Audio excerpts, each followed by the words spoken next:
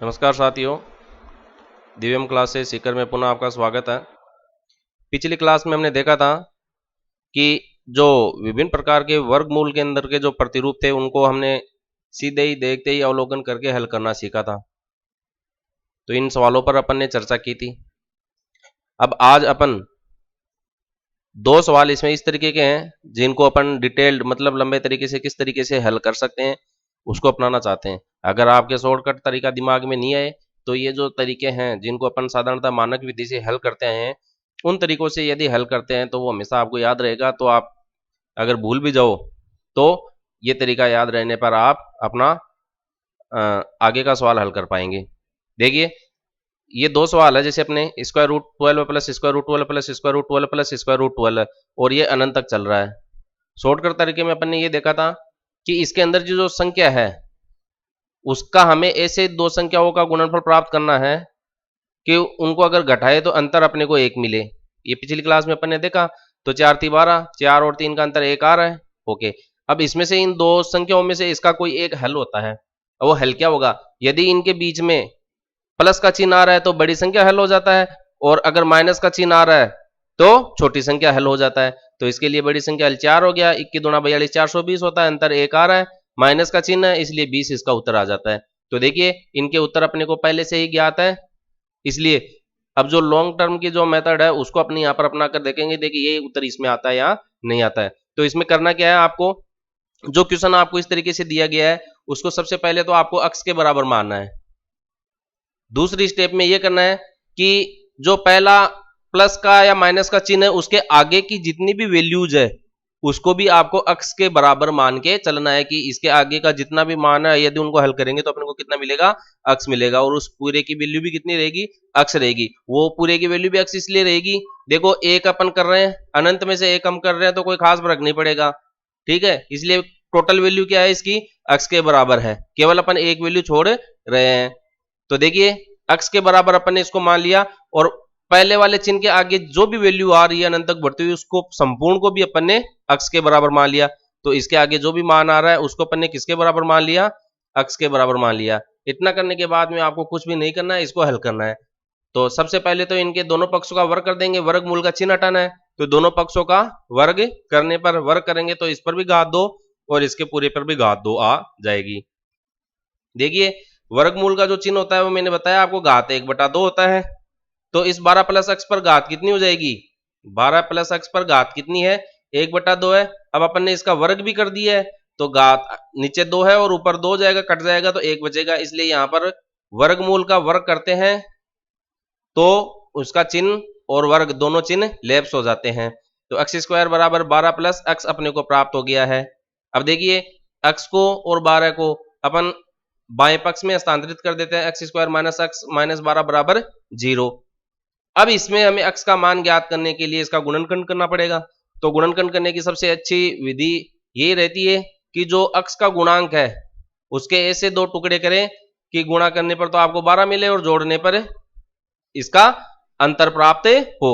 लेकिन यहां पर देखो, मैंने आपको सर्वसमीक्षा के टॉपिक में बताया था, इस पर दो तरह से सवाल हल किया जाता है।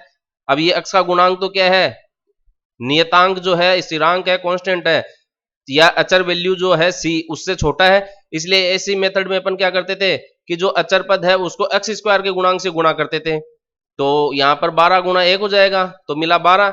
अब 12 के ऐसे दो टुकड़े करेंगे कि गुणा करे तब तो 12 मिले और जोड़े तो माइनस का अक्स मिले। तो देखो 4 गुणा 3 होता है तो माइनस का 4x और 3x अपन यहां पर मान सकते हैं।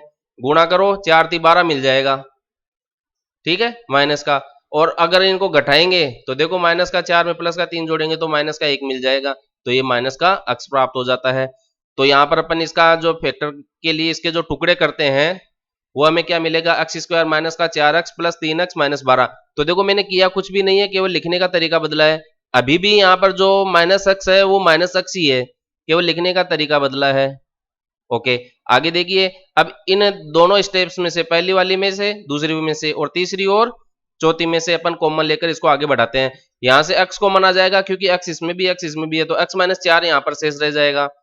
फिर अगले स्टेप में 3 कॉमन आ जाएगा तो यहाँ x बच जाएगा और यहाँ से 4 बच जाएगा, 3 का भाग लग जाएगा तो 4 बच जाएगा, तो x माइनस 4। आगे देखिए, अब इन दोनों पदों में भी x माइनस 4 कॉमन आ रहा है, तो x माइनस 4 कॉमन ले लिया और बच गया क्या, एक तो x और एक 3 बच गया, तो x प्लस 3 बच गया। अब बराबर 0 के चल ही रहा है ये, इसका मतलब ये दोनों जो कोष्टक की राशियां है गुणा गुणा में क्या होता है, एक्स वाई बराबर 0 है, इसका मतलब या तो x शून्य है या y शून्य है, दोनों शून्य के बराबर आ जाएंगे, तो हम x माइनस 4 को भी शून्य के बराबर लिख देंगे और x प्लस 3 को भी शून्य के बराबर लिख देंगे। ये होता क्या है, जैसे इसको अपने को मान ज्ञात करना है तो इसको आप समीकरण के दूसरी तरफ पक्षांतरित कर दीजिए, तो x माइनस 4 बराबर 0 बटा x प्लस 3, 0 में भाग लगाएंगे तो अपने को 0 मिलेगा।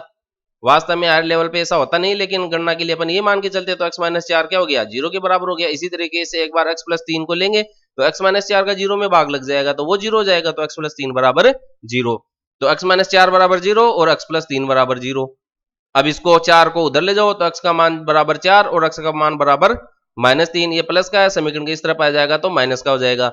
अब देखिए माइनस का जो चिन्ह आता है समीकरण में, जब भी अपन इसके द्विघात समीकरण त्रिघात समीकरण को हल करते हैं तो माइनस वाली राशियों को छोड़ देते हैं और प्लस वाली राशि को अपन लेकर चलते हैं। तो देखिए x बराबर 4 और x बराबर 4, ये जो मान अपने को प्राप्त हो रहा है वो एक जैसा हो रहा है, इसलिए अपन ने डायरेक्ट जो अनुमान लगाया कि इसके दो टुकड़े कर लेते हैं, उनका अंतर 1 होना चाहिए, अगर प्लस है तो बड़ी संख्या उत्तर हो जाएगी, माइनस है तो छोटी संख्या उत्तर हो जाएगी।